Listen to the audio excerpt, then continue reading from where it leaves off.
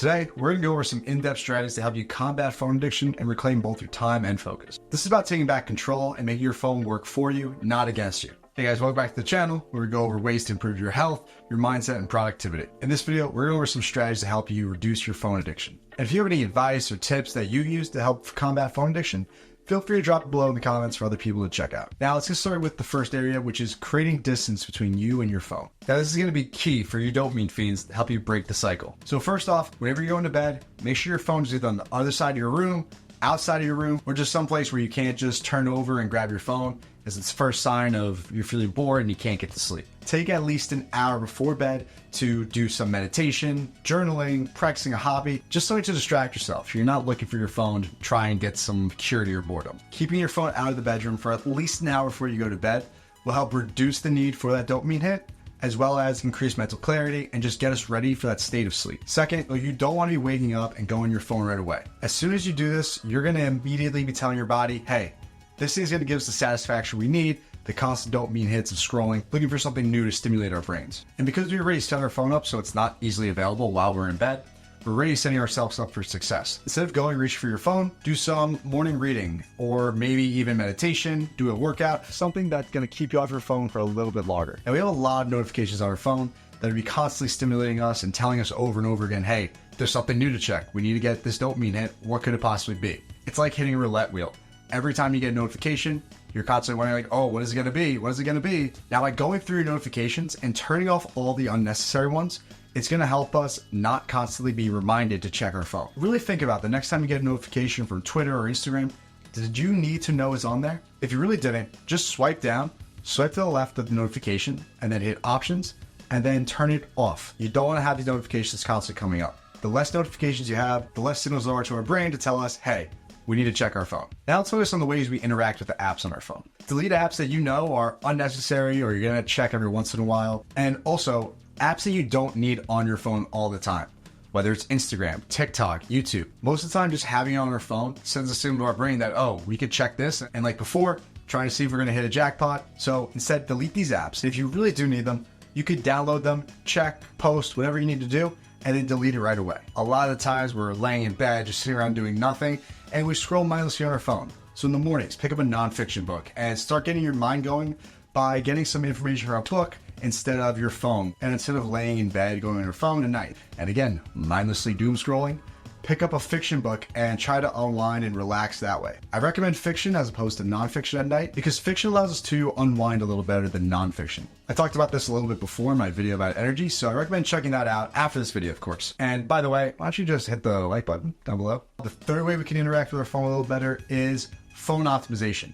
So setting up barriers on our phone that'll keep us from constantly jumping between apps, using apps for too long, using the screen time function, setting a limit on how long you can use social media, watch videos, streaming, whatever it is. Just set limits on yourself so it's a little bit more friction when you're using the apps. I also recommend checking out Miles Mochizuki's video on how to best optimize your phone, as he sets up this whole different template of how to set certain modes. Only certain parts of the day you're going to be using certain features. Now moving on to just your lifestyle in general.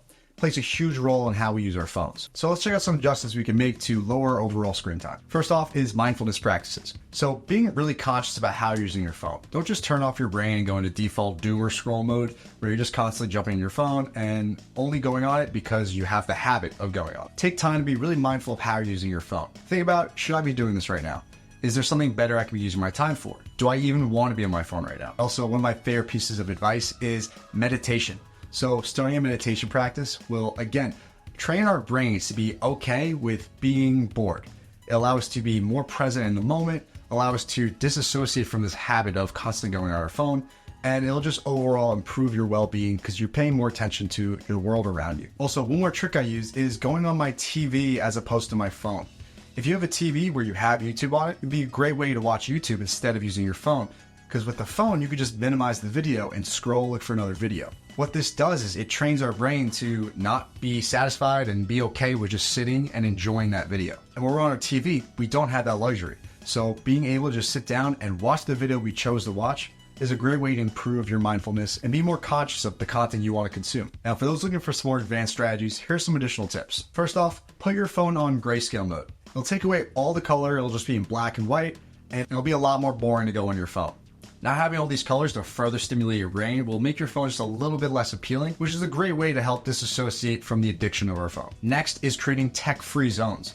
So having areas of your life, whether it is your bedroom, your kitchen, somewhere if you go out in public where you don't use your phone. This will help set up areas where our brains aren't immediately looking for our phone. If we have our bedroom where we don't let our phone in at all, our brain over time will get into the habit of, our phone isn't even here, so I don't need to think about it. And it's really important that you don't break these tech zones, as soon as you bring your phone into these tech-free zones, it automatically reduces the effectiveness of it, as your brain immediately remembers, oh, our phone is able to come in here. But if we really force ourselves to not allow it, then our brain will also make the habit of keeping it out there, because this is not a place where you use your phone. And building on this a little further is regular breaks. So taking times of the day where you're not in your phone, taking time to unwind, scheduling time where you could read a book, scheduling time to do that hobby we just talked about. This will set up our brain, like we did with the tech-free zones, to disassociate this moment in time from using our phone. And just like before, tech-free zones, do not break it, as it ruins the effectiveness of it. The second lifestyle adjustment I recommend is